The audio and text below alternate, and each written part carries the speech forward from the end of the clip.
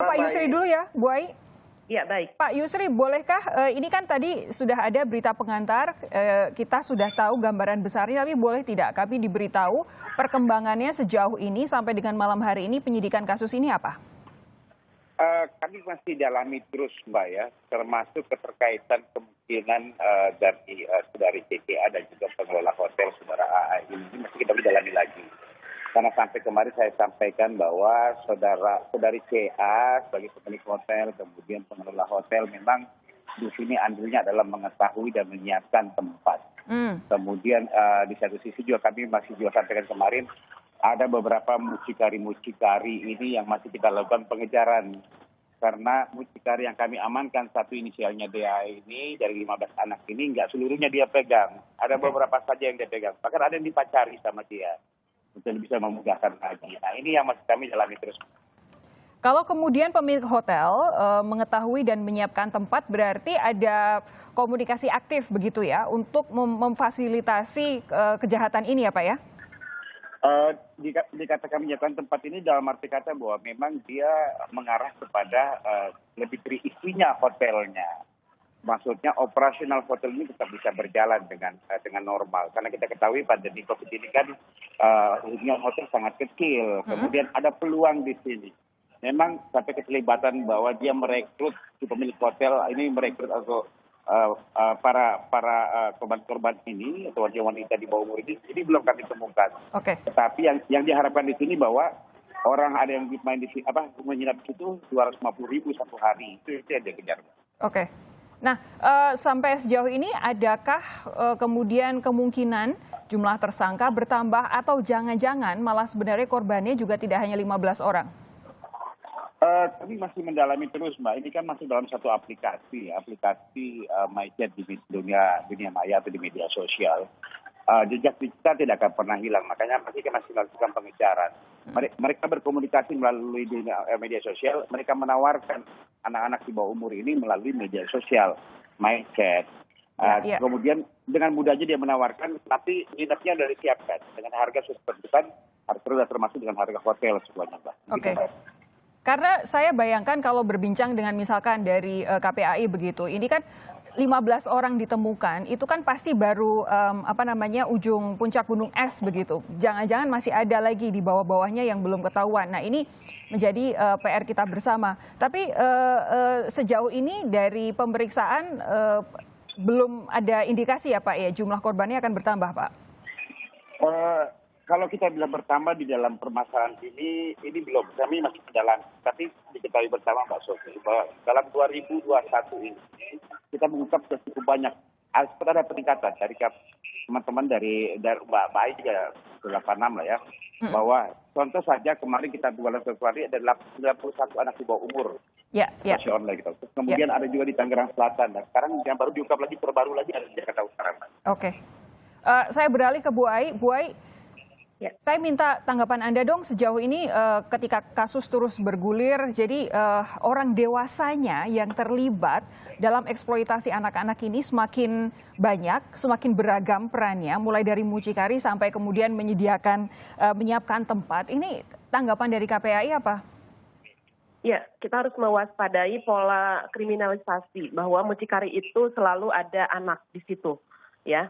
Kalau saya melihat dalam sisi kriminalitasnya ini jelas tindak perdagangan manusia yang sempurna. Karena ada tempat penampungan, lalu ada tempat penyediaan, dan di situ ada sindikat yang jelas ya, mucikari, germo gitu ya. Dan kemudian yang paling penting adalah jelas ada penyediaan, dan di situ bukan hanya individu tetapi juga ada sebuah perusahaan.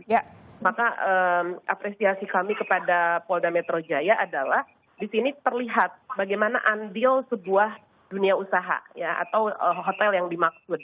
Selama ini kan saya melihatnya agak parsial kalau mau kita lihat secara utuh gitu.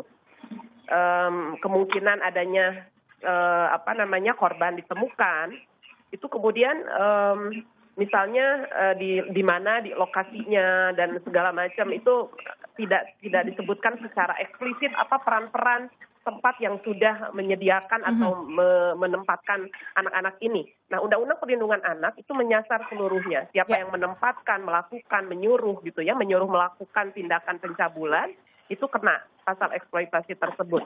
Nah, kemudian bagaimana dengan tindak pidana perdagangan orang? Disinilah sindikat adanya dunia usaha yang memberikan tempat itu juga menjadi bagian kejahatan.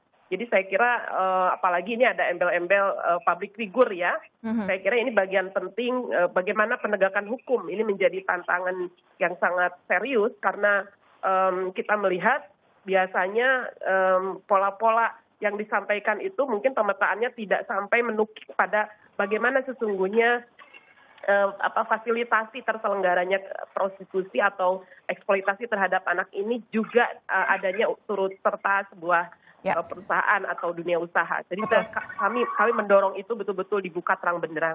Ya, setuju. Karena untuk menghentikan eksploitasi anak, siapapun yang terlibat, sekecil apapun peranannya, memang harus diusut hingga tuntas begitu ya. Tapi kalau tadi disampaikan oleh Pak Yusri bahwa ada kaitannya dengan si selebritas yang pemilik hotel ini kemudian menyiapkan tempatnya untuk digunakan dalam rangka kejahatan eksploitasi anak karena ada kaitannya dengan pandemi. Saya jadi bertanya-tanya, apakah memang ada korelasi yang langsung begitu pandemi dengan peningkatan jumlah prostitusi anak belakangan ini, Bu Ai? Ya, kami lakukan riset di 2020, akhir 2020.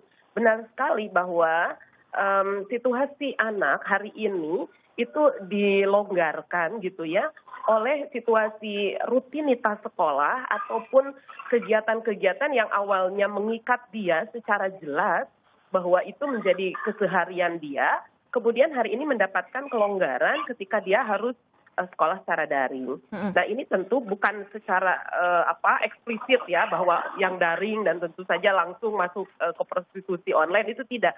Tetapi kita melihat ada sebuah ruang lingkup lain yang turut memberikan kemudahan bagi anak-anak ini mencari lingkungan, apalagi memang ini direkrut, disasar ya, menjadi objek bagi kelompok-kelompok yang menginginkan sebuah apalagi kalau para korban dalam kondisi keluarga ekonomi terjepit misalnya seperti itu ya. Ekonomi lemah, ekonomi rentan, ini kan jelas sekali.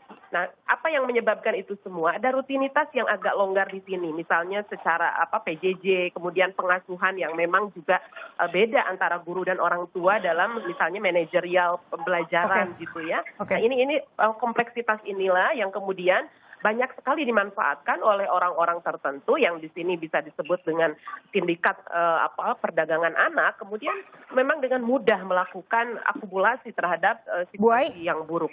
Bu Ai, begini, kalau prostitusi anak di masa normal saja sudah pelik, bagaimana agar paling tidak kita bisa menekan supaya kasus prostitusi anak di masa pandemi ini paling tidak bertambah banyak?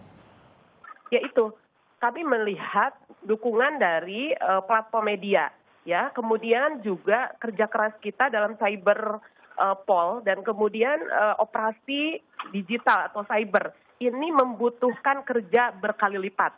Jadi karena memang inilah poin utama anak-anak ini kemudian mendapat kemudahan dari transaksi elektronik dan medium online, maka kita pun harus kerja keras berkali lipat ya. Jadi Pak Kabid, kami mengaturkan terima kasih, tapi memang betul-betul perlu diimbangi. Jadi kalau KPAI manggil platform penyedia digital atau teman-teman kita ya yang memiliki aplikasi, itu kok rasanya menjadi sanksinya moral, sanksinya kemudian pantas dan tidak pantas. Tetapi mohon kami sekali lagi panggillah sama Polda, panggillah sama kepolisian. Jadi ini titik tolak kita bisa mengembangkan sejauh mana upaya bersama, baik itu dari segi penyediaan aplikasi ini dengan segala macam bentuk keamanan aplikasinya, dan yang berikutnya adalah bagaimana penyedia platform ini memiliki perlindungan anak, baik perspektif, kemudian penyediaan dan produknya. Pak Yusri, ada tanggapan soal yang terakhir ini, penyedia aplikasinya? Betul memang Mbak, kami tetap juga berkoordinasi dengan instansi terkait dalam hal ini Kominfo ya, kita bisa bersama-sama nanti. Tapi di satu sisi kami punya cyber, kita lakukan terus kegiatan patroli, kita akan mengundang nanti mereka supaya bisa kita lebih lebih preventif dan lebih tegas semua.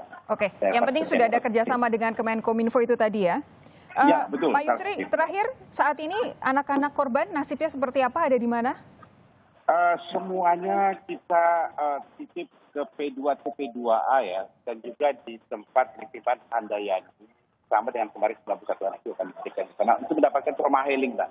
Karena ini kan beliau ini anak-anak kita ini kan korban, perlu ada pendekatan secara psikis untuk para korban-korban. Oke, saat ini semuanya dalam penanganan pihak-pihak yang berkaitan dengan perlindungan anak dan juga psikolog anak begitu ya?